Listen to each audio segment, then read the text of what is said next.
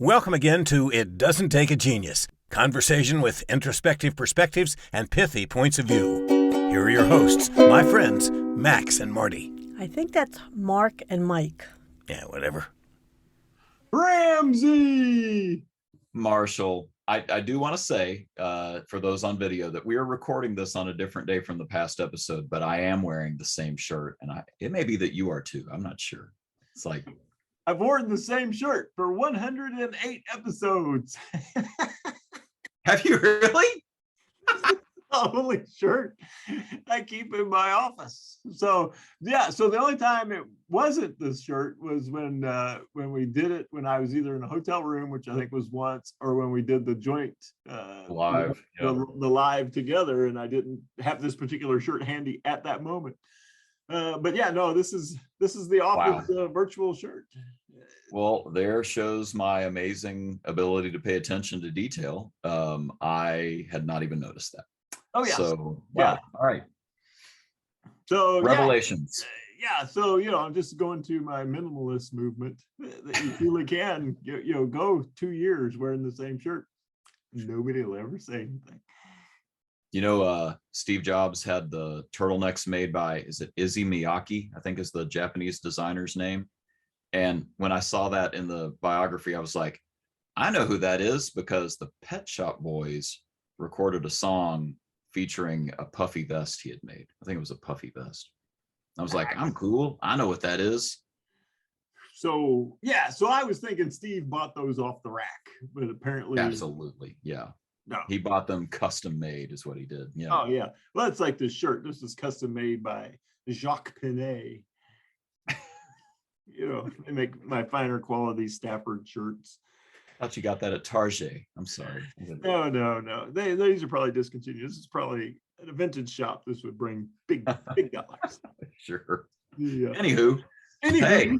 All right. So talking about, we kind of set this up last time with a survey where people said managers avoid difficult and truthful conversations.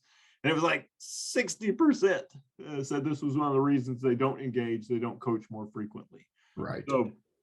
So we were like, there must be a tool, there must be a tomb that's going to enlighten us on this. And we found Crucial Conversations, the book. Yeah. Go ahead. I will probably wrap up with a little bit of our heartfelt appreciation for how important this book is, or the concepts in this book are. But yeah, this is just a phenomenal book. It's dense with a lot of practical advice. It's got some big concepts, but it's really practical, and that's what we kind of want to bring to light over the next we're going to say what 7 episodes, maybe. Yeah, 7 or 8, something like that. 8. Yeah. So I'm really glad that you said the book was dense, because as I read it, I felt like I was dense. So yeah, I'm like, okay, maybe it wasn't me. Maybe this book is just packed with so much good stuff that a few run-throughs is required in order to make sense of it. Or you can have the benefit of knowing 2 guys that have a podcast that are willing to break it down into easy bite-sized chunks. You're in the right place. And I say that to all our listeners, both of you. Oh, nice. Thank you very much. Appreciate that comedic beat. Very nice. Yes, you've helped me tremendously. We talked about that.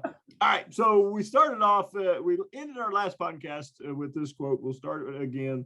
And the sentence is, and this just is so powerful. It says, the health of an organization can be measured by the average amount of time between when an issue is identified and when an issue is discussed. Right. And how many times have we parachuted into organizations where literally it's been 10 years in some cases in between the event and when we show up, and it's still a burr under the saddle, just festering, still causing problems, even for people that maybe aren't even a part of that initial negative event. It's still got traction and momentum, sort of spreading negativity in an organization. So yeah, we've seen it live and in person. Oh yeah, it's the Hatfields and McCoys. Yeah. 100 years later, we're still shooting at each other. We don't, and nobody was around for the initial fight, and nobody remembers what the fight was about. 100%. So yeah, at some point they didn't have the crucial conversation. Yeah. And so one of the things that the book does a nice job of saying, okay, so what is not every conversation crucial? The book says no, some of them aren't. And so they define it. There's 3 different ways they define a crucial conversation. So when there's strongly opposing views, which in this day and age in our society, everybody's diametrically opposed on every issue. Polarized. So yeah, we should have more crucial conversations just in general. When the stakes are high, like in our world, somebody could lose their job, somebody could quit, somebody could, have the opportunity to maybe not do what they do anymore. It could be the stakes are high. Somebody's asking for a raise. Maybe you're asking for a raise. So high stakes. The third one is when there are strong emotions. Yeah. So that I know the person that I'm going to deal with, or maybe even inside of me, I feel incredibly passionate about this. And that passion could come through in a way that would be detrimental to the conversation, or the person on the other side of the conversation, that they have strong emotions, and you worry about how you will deal with those emotions should they come out during the crucial conversation. Yeah, and I appreciate you reviewing all 3 of those, because as you pointed out, in our day and age, the opposing views are really opposed, and most of us are not really trained or haven't reached the emotional maturity to really deal with the negative. So when there's pushback of any kind, it can cause some of your employees to absolutely just quit. I mean, literally, they just bail. I was talking with some relatively new hires who are doing a great job for a client, and they had received some negative feedback, and it was very minor negative feedback, but they were like, I think I'm done. I'm going to go work at XYZ. Like switching careers, So having this conversation, even though it might not seem crucial to you in the moment, for that other person, the emotions may be so high that this is indeed a life-altering conversation. It's a big deal. Yeah, we hear this all the time that this younger generation seems to be more fragile. They seem to get their feelings hurt more easily. They haven't had to endure tough or negative conversations or feedback. And so if we're going to get better at dealing with, which is going to be the largest group of people in the workplace and people that are going to be customers, there's an opportunity here to get better at this. And 100%. And whether or not you're in that generation, every human being on the planet would appreciate having somebody approach a conversation that's high stakes, has strong emotions or viewpoints in a manner that was more effective. That's probably a universal want, a universal need. I 100% agree. And I think we have to talk a little bit about how some of those other generations typically have these conversations, because the book talks about silence and violence, and we'll get to that in a future episode. But just the idea of, I'm going to aggressively argue my point. I might yell, I might threaten, I might belittle, right? That's violence. And on the flip side, silence. I'm just not even going to talk to you about this. Or I'm going to sugarcoat it. I'm never going to really deal with the elephant in the room. I'm just going to go around it and avoid it. That's the way a lot of folks who are quote unquote fragile had all of their crucial conversations growing up, how they were, socialized in the workplace when they started. And so I'm going to be pretty gentle with Gens Y and Z, because I'm not sure that we're doing this very well as a culture. And this book is an opportunity to change the game. Absolutely change the game. Well, we've made a sport of it in this day and age. Yeah. And we've named it. And so on social media, I would call it trolling. Yep. So you have a strong viewpoint, I'm going to troll you, which is violence. And then I'm going to click out of the conversation. So I've said my piece, nothing else left to be said here, and then I click out of it. And so then I give you the silent treatment. Okay, since you said that, this is something I wanted to bring into the conversation, and I'm going to try to, as always, not geek out as I give you this, but the idea of, sort of, we use the phrase rhetoric now. We talk about rhetoric from a politician, right? All that rhetoric. That's not rhetoric. In the classical original sense of the word, rhetoric was a beautiful thing. Rhetoric was me identifying the means of persuasion. And the way I heard it put recently was that I'm going to persuade you, but only for your good and mine, because we're in community together. So real rhetoric is, let's have a decision made in community. Mm-hmm. Hey, that's something everybody wants to be a part of, right? Instead of just being told what to do or have points scored on you online, or whatever it looks like in trolling. So that is rhetoric, and that's really what this is about. But the funny thing is that rhetoric was one of three language arts, these liberal arts that the ancients had, that was basically what you needed to know and have the skill to do to be a free person, not a slave to a politician's fancy words, right? Back then they called it sophistry. Somebody really just looking to manipulate. If you're going to escape all of that, you needed the other liberal arts in language, which was grammar and dialectic. Well, guess what? Grammar is simply decoding meaning. That's what this book is about. This book is about getting a shared pool of meaning about what's really going on. You and I both aware of what's going on. And dialectic, which is dialogue, wrestling to the truth in a hard conversation, but wrestling down to what's really true about what's going on. So all of this is very exciting to me, because I realize that we're just now getting back to the way that it used to be done, hundreds of years ago, in some cases thousands of years ago. We knew how to have these kinds of conversations and do them, frankly, from the front of the Senate building. And now we just score points and avoid meaningful dialogue. Well, this book is about getting back into that really uncomfortable thing of meaningful dialogue. Oh yeah, and I'm both excited and terribly depressed. So I'm excited. Why is that, Mike? I'm excited that we have this wonderful tool to share. I'm incredibly depressed that it's not new. Yeah, right. This is just a repackaging of some ancient Greek stuff. Yeah, well, yeah, and and I'm sure other cultures have their own version, but the Western tradition really, this is rhetoric or dialectic was like the capstone of what you were trying to get to in terms of the language arts.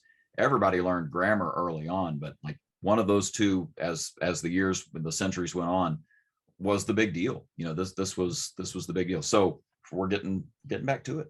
Well, I'm glad we're dragging all of 21st century man back to this, because we have completely lost this as a way of conversation, as a way of dealing with issues, as a way of just being. Just flame them, and just it's not working. So this is incredibly helpful for life and work. So let's dive into it. So there's an interesting thing here, that there's 4 steps to think through for yourself before you ever have the conversation. And for those of you who shoot from the hip, go with your gut, this is going to be a little uncomfortable, because before you ever sit down and have one of these crucial conversations, you need to discover what's going on inside of you. And so before you have the crucial conversations, the first of the 4 things that you want to do is what the book calls start with the heart. And and I think most importantly, start with your heart. Right. So yeah, we'll branch out, but yeah, the basic overarching concept here is, why are you preparing to have this conversation? Why is this important enough to talk about? And then he walks us through 3 things that to think about here. what do you really want for yourself? What do you really want for the other person? And what do you really want for the relationship, or I would even add organization? So what do you want for yourself out of this conversation? What do you want for them? What do you want for your, for the world around you? And by answering those questions, you get to the heart of what makes this a worthwhile expenditure of time and emotional energy. Yeah, what's really at the core here of why this needs to happen. And there's a funny thing here, because I think sometimes when you go through that thought process, I've had this happen a couple times recently that I've been thinking about. I had a manager go through this process of thinking through, this desire to really tell off the daughter of the owner of the organization. And he knew how to do it. He was good at it. He was really good at it. And in the course of talking, I left him thinking about some things. And when I came back the next month, he said, you know what, this has been going on for almost a year. And I thought about, what do I really want? And the honest truth is, I wanted an apology. She hurt my feelings. And you know what? I've decided that's kind of dumb, and it's not that big a deal. She doesn't even know what she's done. And you know what? Moving on. So, and it was over. Like there was no crucial conversation to have, because he realized that when he started with the heart of the whole issue, it was just a little bit of ruffled feathers on his part. And he was ready to just say, you know what? I'm at peace. I can be at peace and move on from this and not have this conversation, because it's not that big a deal. Done. Oh yeah. Yeah, no, I think that's amazing. And I hadn't thought of that way. Yeah, I may come to the realization that, yeah, this is more about me than them, and it's not a conversation that's worth having.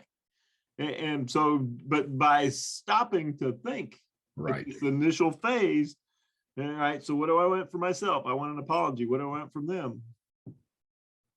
Nothing. I can't demand somebody be sorry. Right. And it's gone and over. It's no longer impacting the organization. I should just move on. Yeah, that's a wonderful place to get to. I'll tell you another version of that is, what do I want for the other person?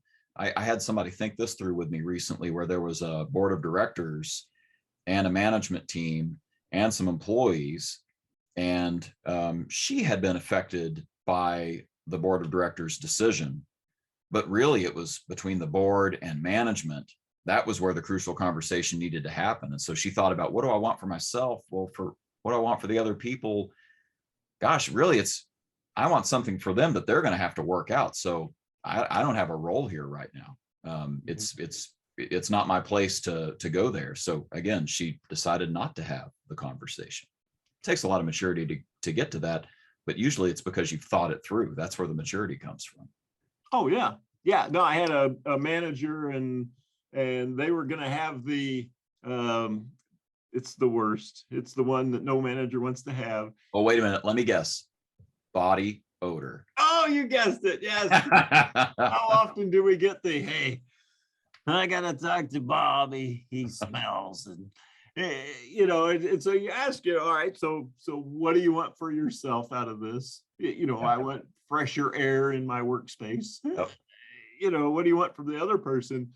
Well, usually this is a symptom, right? It's just a symptom of something bigger that's going on. So I want them to be accepted in the workplace. I want them to be embraced by the rest of the team. What do you want for the organization? I want this to quit being a distraction so we can focus on what's important.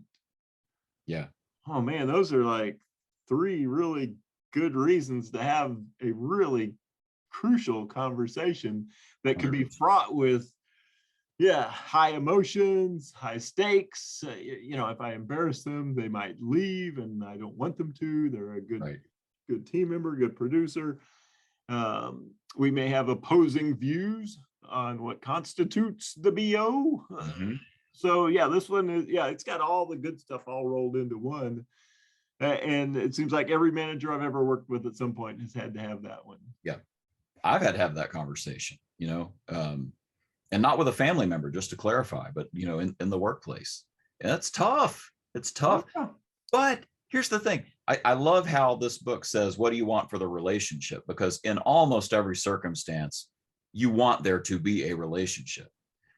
Yes. If you really care about these people, right, you would say something, right? If you really wanted them to last in the organization and have a career there, you would want to, even if it hurts, give them some bad news so that they can make some adjustments to excel. I'll give you another example. Had a couple managers where one realized that the other had violated trust. And both of them were moving up in the organization, and they were friends. And the one realized, like, he's screwing me over. This is not good. Like, this is immoral, unethical, and he's violating trust with me and others. And the more we talked about it, initially he wanted to go have either a confrontation and tell the guy off, hey, get your act together and or I'm not even going to bring it up. We're just going to let the chips fall where they may. And okay, that's violence and silence, right? But as we talked, he said, I love the guy. This is going to ruin his career if people realize this is his behavior pattern. And for his sake, I've got to have this conversation. It's going to be super uncomfortable, but I've got to go let him know that he is shooting himself in the foot, let alone shooting my foot. Mm-hmm. So by the time he got to the end of it, it was like the relationship became more important. And just imagine how much of a different conversation that's going to be, right? Instead of pulling somebody aside and saying, you're a crook, you have, the stinkiest body known to man, you're saying, hey, I care about you. I want you to succeed here. I think there's something going on that you're going to need to address that's going to affect your long-term success here. And I want to be your friend. So, we've mentioned it before, the proverb, faithful are the wounds of a friend. Mm-hmm. A good friend is going to have a cutting dialogue like this. Oh, yeah. Yeah. The axiom that, a good friend will tell you what you want to hear. A great friend will tell you what you need to hear. Yeah, love that. And so and same with a leader, a boss, a coach. Are you best served by hearing the platitudes, or are you best served by hearing the truth?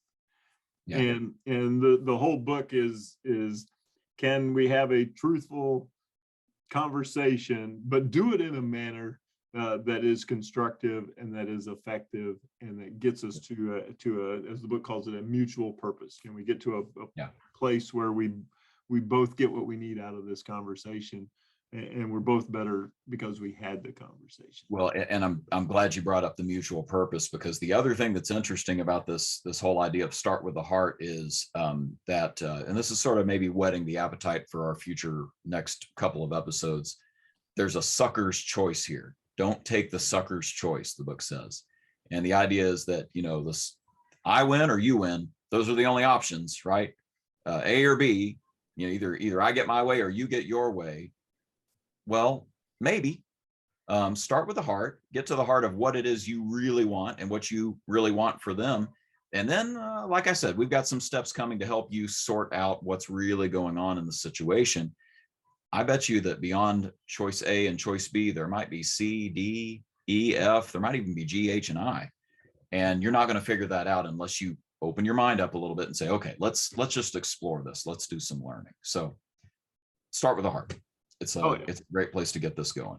No, I think it's great. And we were talking earlier about the practical application of this, and that I was talking with a manager, and he was getting ready to have a crucial conversation, and we were walking through how this would to be approached, and what different options we had for this conversation.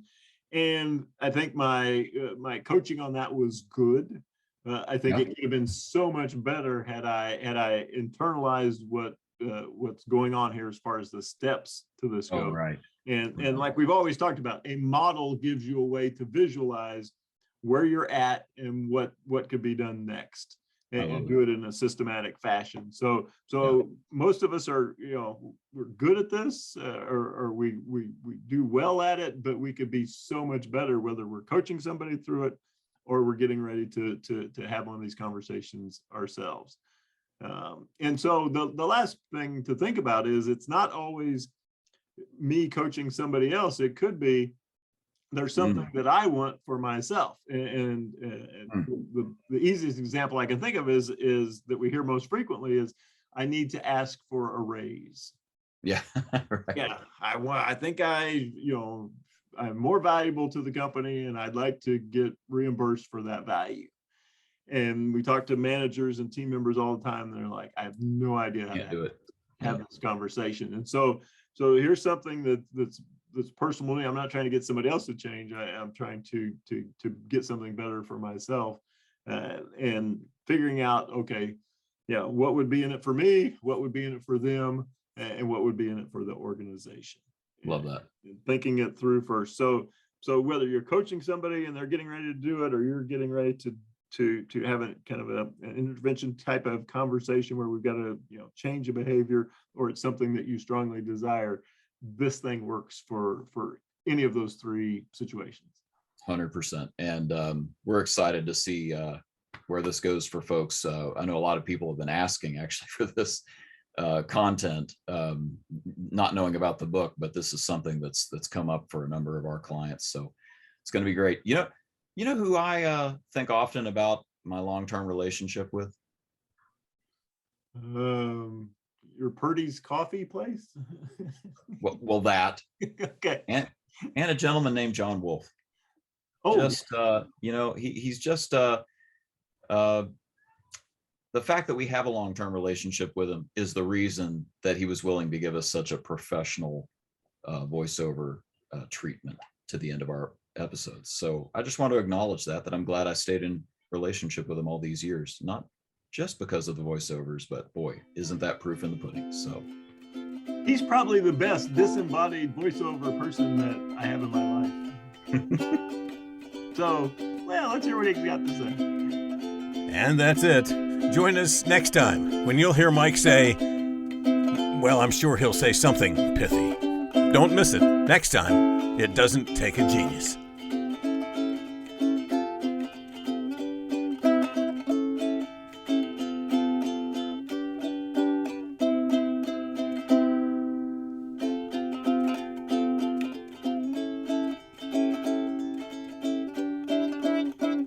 That's good enough.